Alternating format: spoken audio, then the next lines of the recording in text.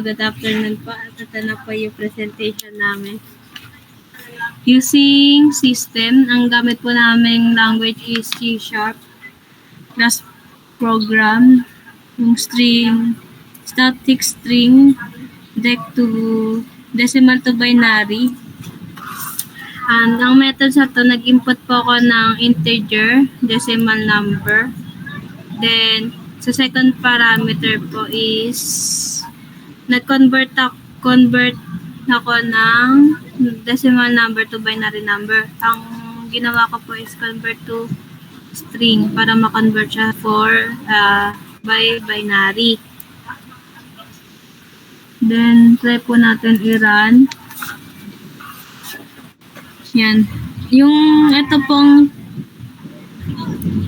choose the conversation, makikita po natin siya dito sa my case A.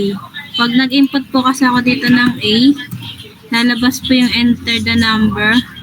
Yung enter the number na yan dito sa decimal number. Nag-input ako ng PO3. Tapos nag-convert siya by binary dahil dito sa convert to string decimal number, ito po siya.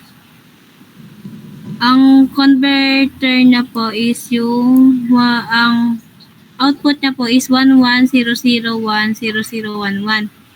Pag kinonvert naman siya ng binary to decimal, ang lalabas is 403. Next, decimal to octal. Same process lang po yung ginawa dito sa decimal to binary. Nag-input lang din po ng int to decimal number. Then sa second parameter is return convert to string decimal number. Yung 8 na to is by octal kasi 8 means octal, then 2 is binary. Pag nag-choose conversation na tayo ng B, kaya B siya kasi nasa case B siya.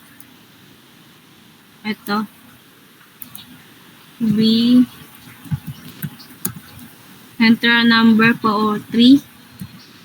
Then, ang output niya is 623. Next, sa ano na po tayo? Decimal to hex.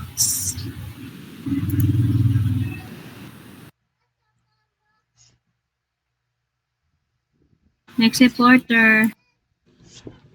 Paano kasi na. So next is decimal to hex. So yung static, paano ako pa-highlight? Static string dec to hex. Yung dec to hex siya yung ginamit na method para siya yung nagre-represent ng decimal number para ma-convert. So yung convert to string, siya yung method na ginamit to convert the hexadecimal. Then yung to upper, siya yung nagko-convert ng result to uppercase. So pag in-input natin yung letter C, then enter the number 403. So yung result niya is 193. So sa case niya, yung case niya, ibig sabihin, siya yung nag-handle para ma-convert yung decimal number to hexadecimal. So, while case D, siya naman yung nag-handle din binary to decimal. Paano, next, sa string. So, sa next na method na ginamit is binary to decimal. So, same process lang din siya. Yung ginamit na method is yung binary to decimal. Then, pag pinara natin siya,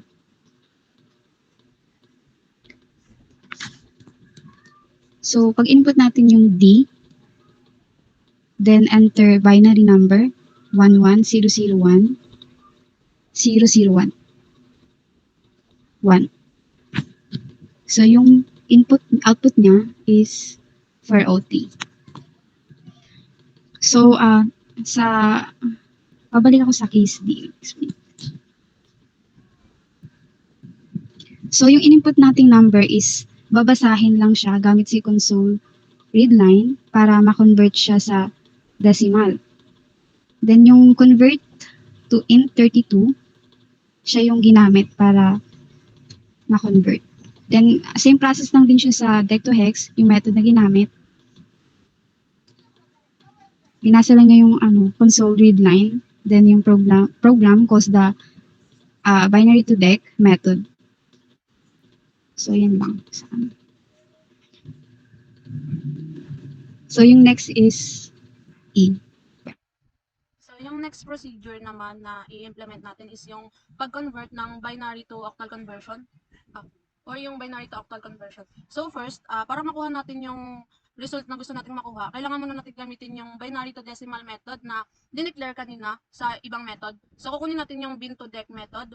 Then, eventually, gagamitan natin to ng isa pang method which is yung convert that to, nasa case yun, ano case ba yun? Gagamitan natin siya ng convert that to int32 with base 2 para yung as a identifier na binary number to, and ililipat niya yan to decimal representation. So, yung result na makukuha nun is yung from binary to decimal, gagamitin naman natin to decimal to octal method. So, gagamit naman ng convert that to string with the base of 8 para naman matukoy na octal representation yun. Then, i-return nun yung yung octal representation as a string. So, ganun yung process ng binary to hexadecimal. Yung yung output.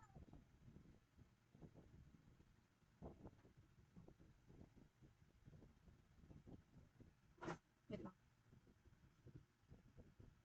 So, yung output nung sa may E, pa-type na E. Then, input mo 110. 11.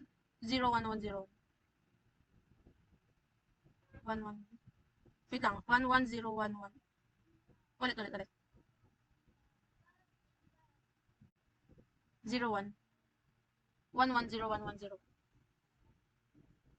Tapos enter. So, yung octal representation ng binary number natin is 155. And for the next procedure naman, yung F, yung binary to hexadecimal, kaparehas lang ng procedure na ginamit natin. I-convert muna natin siya sa binary to decimal. Then, yung decimal na makukuha natin is gagamitin natin siya sa hexadecimal method. So, gagamit tayo ng convert that to string with a base of 16 and yung that to upper na para gumamit ng uppercase sa hexadecimal since 'di ba letter yung dapat nagkakalabasan. So, dapat uppercase na letter yung lalabas. So, parang then F. 110110.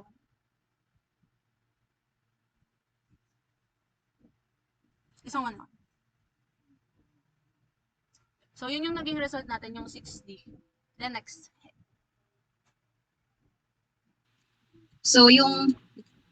So we're going to proceed to the code of octal to hexadecimal.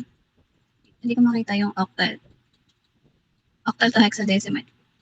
Yan. So, meron tayong string na octo-hex. Wait, hindi ko makita yan. Yan. Then, string octal number. So, the first is int decimal number is equals to convert that to int32, octal number 8. Dito, yung octal number na in-input is mako-convert to its decimal equivalent using the code na binasa ko. So, where yung 8 is specifies as octal base. Then, it converts the decimal number to its hex using the return doc to decimal to hex. So, sa line, papunta sa case. G. So, dito makikita natin yung case na kung saan ini-input natin yung octal natin. And dito rin yung function kung saan nilalabas yung output. Then, paran. G.